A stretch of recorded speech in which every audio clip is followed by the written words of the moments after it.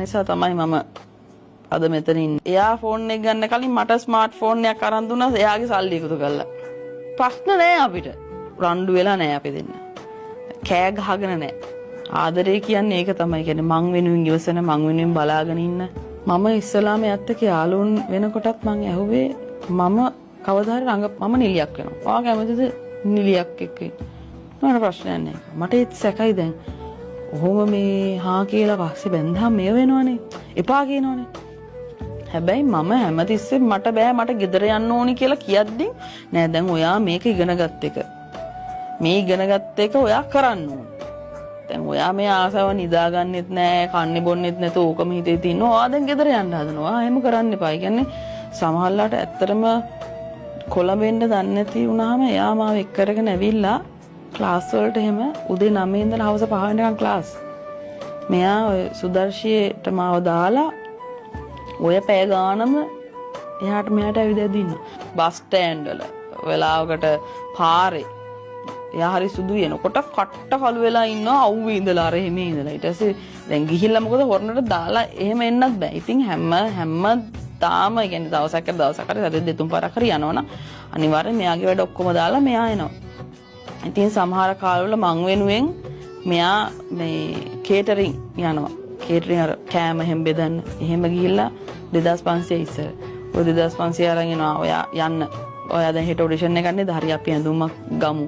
ඇඳුමක් අරගෙන මේකප් දාගන්න ඕනද? මම ඉතින් සල්ලි වෙදන් ගන්න බෑ අර මොන්ස්ටර් මේ පැය 12ක් 13ක් එකට වැඩ කරලා. ඉතින් මං කියනවා ඔහොම වියදම් ගන්න බෑ අපි කන්නත් ඕන දැන් ඕකෙන් ඇඳුම් ගන්නත් ඕන හරි කියලා මෙයා ගිහිල්ලා දවස් දෙකකින් ආයෙ එනවා. ඒ කියන්නේ එක දිගට වැඩ කළා නිකන් 5000ක් 6000ක් විතර හොයාගෙන ඇවිල්ලා ඒ සල්ලි දෙනවා යන්න. ඔයා වැඩේ වැඩේ කරගන්න. ඉතින් එයා මට ෆෝන් එකක් අරන් දුන්න ඔය ෆොටෝ එකක් එහෙම ගන්න එයා ෆෝන් එක ගන්න කලින් මට ස්මාර්ට් ෆෝන් එකක් අරන් දුන්නා එයාගේ සල්ලි එකතු කරලා.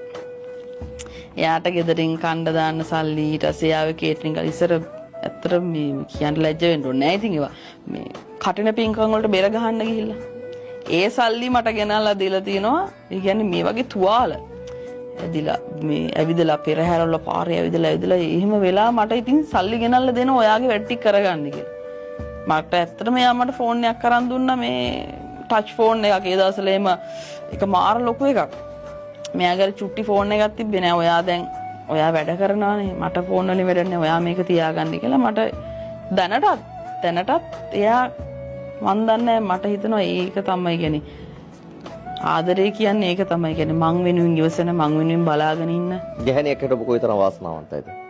මම දැන් ඉන්න ලෝකේ ඉන්න වාසනාවන්තම ගැහණි. මොකද අපි අවුරුදු 10ක් වෙනවා සම්බන්ධේ පටන් අරන්. අද වෙනතුරු රණ්ඩු වෙලා නැහැ අපි දෙන්න. කෑ ගහගෙන නැහැ. කෑ ගහගන්න නැහැ කියන්නේ ප්‍රශ්න නෑ අපිට. ඇත්තටම රණ්ඩු වෙන්න හේතුවකුත් නෑ. සමහරලාට මම යනකොට එයා නිදි. එයා නිදාගෙනට මම එනවා. හැබැයි කවදාවත් සැක හිතලා කොහෙද ඉන්නේ කියලා අහලා.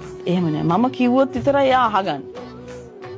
කොහෙද යන්නේ? වැඩක් නෑ. එයා කියන්නේ කොහෙ ගියත් කමන්නේ. අත් දෙකයි කකුල් දෙකයි පරිස්සම් කරගෙන එන්න. ඒ කියන්නේ කොහෙවත් ගිහිල්ලා හැප්පෙන්න එපා. අර ඒ වගේ එකක් කියන්නේ. සමහර අය එහෙම නෑනේ කොහෙද යන්නේ කීයට දෙන්නේ මොකක්ද ඇඳගෙන ඉන්නේ උඹ මාර විදිහට ප්‍රෙෂර් කරනවානේ. එයාට ඇත්තට වැඩක් නෑ මම මොනවා කරත් එයා දන්නවා. අවසානයේ මේ ගෙදර එන්නේ මගේ ගෑණි කියන එක. සහ අපි හැමතිස්සෙම විශ්වාස තියෙනවා. ඔව් විශ්වාස කරනවා. සහ අපි හැම මොහොතෙම හිතනවා අපිට අද විතරයි ආදරේ කරන්න තියෙන්නේ. හෙට අපි දන්නේ නැහැ මොකක් වෙයිද කියන එක. ඇත්තටම හිතන්නකෝ අද විතරක් අපිට අද දවස් පැය 24යි තියෙන්නේ ඔයාට ආදරය කරන කෙනා ළඟින් ඉන්න කියලා හිතුවොත් අපි කවදාවත් රණ්ඩු වෙන්නේ නැහැ නේ මෙතන හෙට කවුරු හරි දෙන්නම නැති වෙනවනම් අපි රණ්ඩු කරගෙන ඇත්තට රණ්ඩු වෙන්න වැඩක් නැහැ නේ. සමහර අපිට එහා පැත්තේ ගියත් තියෙනවා කෑ ගහ ගන්නවා දෙන්න ළඟ ඉන්නේ. හැබැයි අපේ ගෙදරටත් ඇහෙනවා කෑ ගහනවා. එහෙම කෑ ගහන මිනිස්සු ඇත්තටම හිතින් ඈත් වෙච්ච මිනිස්සු තමයි එහෙම කෑ ගහගන්නේ. අපි ඇත්තට එහෙම ප්‍රශ්නයක් නැහැ.